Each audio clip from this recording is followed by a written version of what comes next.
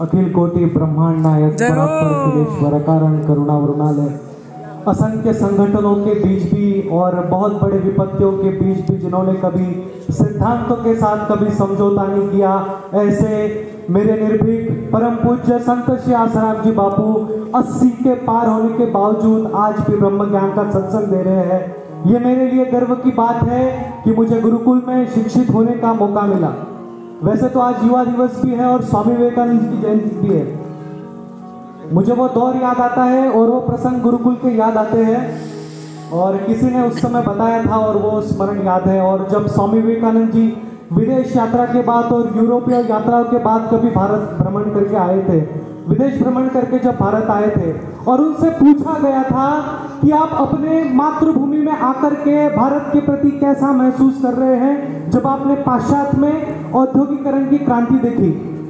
तब उनका जवाब था, पहले केवल मैं भारत को केवल भारत समझता था, लेकिन आज मेरी दृष्टि उनके लिए पूजनीय हो गई है। आज मैं इसे अपनी सांस्कृतिक विरासत और अपनी गौरव को समझता हूँ। ठीक उसी प्रकार आज जब उम्र के 26 साल पूरे हुए और गुरुकुल से दीक्षा लेने के बाद जब हम बाहर गए और जगह जगहों पे सभी संस्थाओं को देखा, दिल्ली देखी और भी बड़े जगह देखे और भी बड़ी संस्थाएं देखी, और उसके बाद फिर मैं कहता हूँ ये मेरे लिए गर्व की बात है कि मैं गुरुकुल का विद्यार्थी हूँ।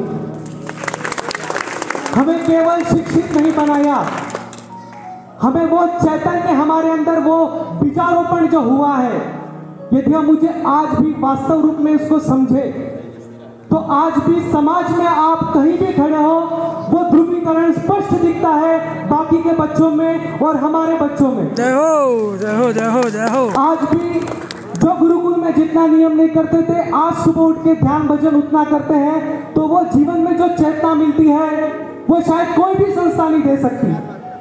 जब 5वीं क्लास में मेरा यहाँ पे आना हुआ तब मैं बहुत छोटा था और उस समय मेरे पास उस समय भी ऑफर थी कि राष्ट्रीय सेवक संघ जो नागपुर में था वहां पे एडमिशन का एक सुवर्ण संधि थी और गुरुकुल में भी मेरा एडमिशन हुआ था।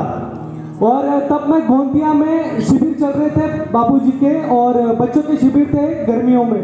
तब मुझे फोन भी आया था कि संघ वालों की तरफ से कि आपका एडमिशन हो गया है और 3rd रैंक थी। और लेकिन उस समय फिर पता नहीं क्या प्रेरणा हुई, मैं गुरुकुल में आया और जब गुरुकुल में आया तो मुझे कभी हिंदी भी बोलना नहीं आता था। आपको आप कहना है, उनको तू बोलता था, ना कपड़े धोने आते थे, ना बात करने का कुछ था, ना कुछ भी नहीं था। लेकिन इस गुरुकुल ने हमें इस मुकाम पे खड़ा किया, इस गुरुकुल ने हमें उस जगह पे खड़ा किया।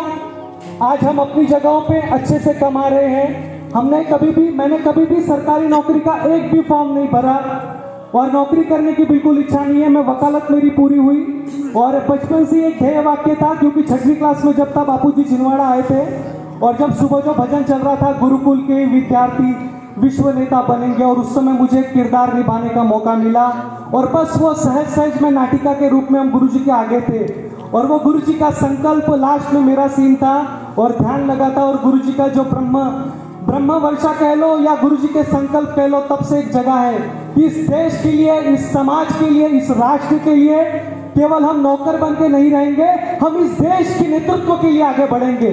संघर्षों की राह हमारे लिए कठिन है, हमारे संस्थाओं के ऊपर इतने लांछन लगे, शायद जितना मीडिया ने कुप्रचार हमारे साथ नहीं किया, शायद किसी के साथ भी इतना घिनौना साजिश नहीं की।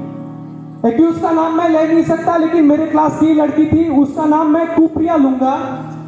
वो शायद मेरे क्लास में थी और हमारा, क्योंकि मैं उस समय भी भाषण वगैरह में था, थोड़ा एक प्रभाव था या जो कुछ भी था, थोड़ा मुझे देखती थी, नोटिस करते थे, मैं भी था। एक बार उसको मैंने टोका भी, क्यों में चश्मिश देखती रहती है, तो उसको मैं ऑब्जर्व भी करता था। लेकिन जिस प्रकार से वो गुरुकुल से बाहर गई और जिस प्रकार से ये केस की भूमिका बनी, मैं उस चीज का प्रत्यक्ष नीलम दीदी को मैं दिख नहीं रहा हूं, इसलिए मैं आगे आऊंगा, आपके काम का विषय है। और जब गुरुकुल में ये विषय बना, जब ये केस के बनने के पहले उसने ये इमेजनरी एक दुनिया खड़ी की, इमेजनरी दुनिया यानी एक इमेजनरी प्रॉब्लम कि मेरे पेट में दर्द हो रहा है, मुझे भूत लगा है, मेरे सिर में दर्द है, और इस प्रकार से एक झूठे उसने जो भी एलिगेशंस लगाए, चाहे FIR पकड़ लो या गुरुकुल से 12th क्लास की पढ़ाई छोड़ करके जोधपुर जाने के लिए उसने जो जहद की, गुरुकुल में मुझे भूत लगा। एक्चुअली 3 लड़कियां उस समय पीड़ित थी। मैं विषयांतर कर रहा हूं, लेकिन केस के बारे में शायद ये सच्चाई बहुत कम लोगों को यहां तक पता है। भव्या सबसे ज्यादा पीड़ित थी और एक कोई तो भी लड़की थी, शायद प्रिया दीदी को पता होगा, और एक सुप्रिया थी। सबसे ज्यादा 2 पीड़ित थी, वो कभी जोधपुर नहीं पहुंच पाई, लेकिन सुप्रिया बहुत, सॉरी नाम नहीं लेना चाहिए कि उसका, ये एडिटिंग कर लेंगे। कुप्रिया बहुत वेल तरीके से जोधपुर पहुंचने में सफल होती है। मेरे पेट में दर्द है, मुझे भूत लगा है, और मैं उसको ऑब्जर्व करता था। वेरी शार्प माइंडेड लड़की थी, उसको ऐसे कोई भी चीजें नहीं थी। लेकिन जिस प्रकार से वो केस बना और जिस प्रकार से कहानियां गढ़ी गई, और ये एक झूठ का जो पैगंबर चल पड़ा, उसने कोई भी ऐसे नहीं लगाया जिसमें सेक्सुअल असॉल्ट के कि उसमें आप क्लीन चिट में पकड़ाए जा सकते। इमेजिनरी ब्लेम, इमेजिनरी आरोप, और उसी को मीडिया ने इतना मैनिपुलेट किया। आप मीडिया में थे, मैं भी मीडिया में कुछ साल काम देखा, मीडिया को कैसे मैनिपुलेट किया जाता है। प्राइम शो में किस प्रकार से एक पॉलिटिकल एजेंडे को छाया जाता है, किसकी कैसी टीआरपी बढ़ाई जाती है, किसको कैसे नीचा दिखाया जाता है, ये काम भी हमने देखा। वो छोड़ा, उसके बाद सोचा कि नहीं, ये नहीं कर सकते। तो जिस प्रकार से ये केस बना और अब तक से लेकर के अब तक जितनी भी चीजें हुई, सारी की सारी फैब्रिकेटेड बनाई। बापूजी के पास बहुत अच्छा मौका था कि एक आश्रम बेचते, 500 करोड़ खड़े करके जो सौदेबाजी कर रही थी, समझौते कर सकते थे, लेकिन गुरुजी ने कभी भी समझौता नहीं किया। आज भी वो डटे हुए हैं, किसी मिनिस्टर के पास नहीं गए। मिनिस्टर यहाँ पे आके बन के गए, प्रधानमंत्री यहाँ से आके बन के गए। पॉलिटिकल पार्टियों को एक जीवन प्रेरणा मिली 2000 तक।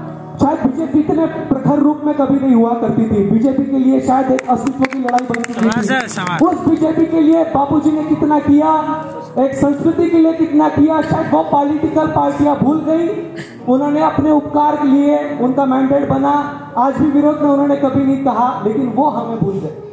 तो गुरुकुल के विद्यार्थियों, यहाँ पर हम बहुत कम पहुंचे, क्या फर्क पड़ता है? लोकप्रियता कभी भी, कोई बहुत ज्यादा लोकप्रिय है इसका मतलब ये नहीं होता है कि वहां पे सार्थक बात चल रही है। सत्संग बहुत ज्यादा लोकप्रिय नहीं है कलयुग में, लेकिन सार्थकता वहीं पे। इसलिए लोकप्रियता श्रेष्ठता का पैमाना नहीं हो सकती। जो श्रेष्ठ है, जैसे आप कहीं कंसर्ट में चले गए, कोई बड़ा सिंगर आया, तो वहां पे आप भीड़ देखते हैं, शोर देखते हैं। यहाँ पे वो भीड़ कम है। हम बहुत गिने चुने आए हैं, सब समय निकाल के आए। चाहे जो सीनियर है, मैं नाम नहीं लूंगा, मैं उसमें व्यर्थ समय नहीं गवाऊंगा। शायद आपको पता होगा, यहाँ पर गुरुकुल में हमें जो चीजें बताई गई, यदि हम आज भी अभी से लग जाए, ये हमारे लिए चिंतन मनन का विषय है। हम सिर्फ यहाँ पे आकर के 2 टाइम का खाना खाए, यहाँ पे टीचरों का टाइम वेस्ट किया, सिर्फ इसके लिए नहीं आए। ये हमारे लिए जड़ों की तरफ वापस आकर के हमारे लिए ये चिंतन मनन का विषय है कि हम कब, उस समय क्या थे, अब क्या है, और आगे अपने इस राष्ट्र के लिए, इस समाज के लिए हम क्या कर सकते हैं। आप कौन से फील्ड में, कोई फर्क नहीं पड़ता। हमें अपनी ताकत फिर से पकड़नी है, हमें अपनी रफ्तार फिर से पकड़नी है, हमें गुरुकुल का वो वैभवशाली गौरव फिर से दिलाना है। हम गजनवियों को गाली देते हैं कि उसने सोमनाथ का मंदिर लूटा। सोमनाथ का मंदिर इसलिए नहीं लूटा कि वो मुसलमान था, उसके पास ताकत थी, इसलिए था कि हम कमजोर हो गए थे, इसलिए हमारे सोमनाथ के मंदिर लूटे। और आज हम कहीं ना कहीं पहले अपनी शक्तियों को बढ़ाना पड़ेगा, चाहे आर्थिक रूप से, चाहे ज्ञान रूप से, चाहे व्यवहारिक रूप से और आध्यात्मिक रूप से। हमें सब तरीके से ताकतवान बनना पड़ेगा। जब मिशनरियां काम करती हैं तो इतने सॉलिड तरीके से काम करती है। आप अपने कौन से संतों को इन्होंने नहीं छोड़ा। लिंगायत मठ के कुछ दिनों पहले सुसाइड किए, यूपी के किसी के मठ में, वहां पे सुसाइड हुआ। ये बहुत प्लानिंग तरीके से वीडियो कॉल करवाते हैं लड़कियों से, और एक्साइटेडमेंट के दौर पे आकर के उनको रिकॉर्ड करते हैं, ब्लैकमेल करते हैं, और फिर उनको सुसाइड करवाना पड़ता है। ये रिसेंटली 3 से 4 केसेस हुए। लिंगायत मठ बड़ा कर्नाटक में प्रभावशाली है, और इसी तरीके से उन्होंने सभी को टारगेट किया। चाहे रामदेव बाबा की आज जुबान बली बदल गई हो, कमर्शियल में चले गए हो, वो भी राष्ट्र निर्माण कर रहे हैं, हमें विरोध नहीं है, लेकिन उनके लिए भी ये चीजें हुई।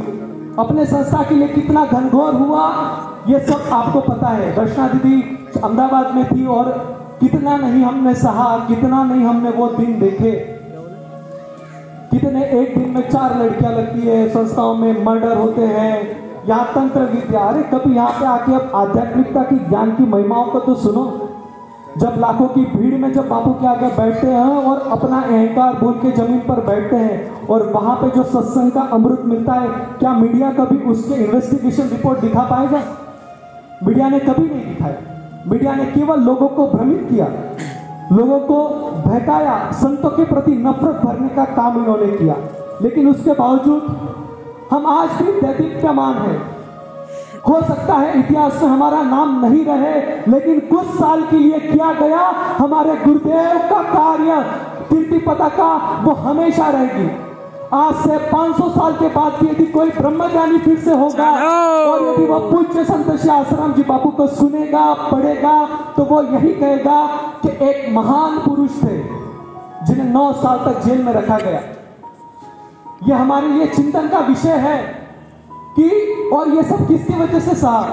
आपको याद होगा गुरुकुल बंद करना चाहिए, बापू ने कितनी बार, वाणी भाई बोलते थे कि बंद करो, ये हेडेक बहुत है 2008 के केस के बाद। लेकिन बापू ने कभी नहीं बोला कि गुरुकुल बंद कर देंगे। कितने टारगेटेड हुए बापूजी को, जब भी कभी एलिगेशन लगा उसके पीछे कारण और सिर्फ कारण गुरुकुल था। 2008 अहमदाबाद का केस हो, 2008 छिंदवाड़ा का केस हो या 2000 का केस 13 का यहाँ का हो, दोनों में कारणीभूत गुरुकुल थे। और इस गुरुकुल के लिए इतने बलिदान हुए, इस गुरुकुल के लिए यदि इतने कष्ट गुरुदेव ने सहे और समझौता नहीं किया, तो यह हमारा नैतिक कर्तव्य बनता है कि हम अपने गुरुदेव की कीर्ति पताका के लिए, अपनी संस्थाओं को मजबूत करने के लिए हमें अपनी ताकत को बढ़ाना पड़ेगा।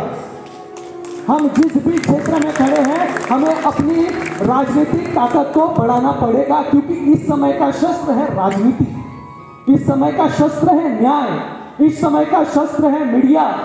जब हमारे हाथ में माइक आता था तो कुछ लोगों ने मीडिया करता रहे, ये कर करके वो संधि छोड़ दी। उस समय हमारे पास मौका था कि हम रिसर्च करते, केस के बारे में बोलूं तो और लंबा विषय जाएगा।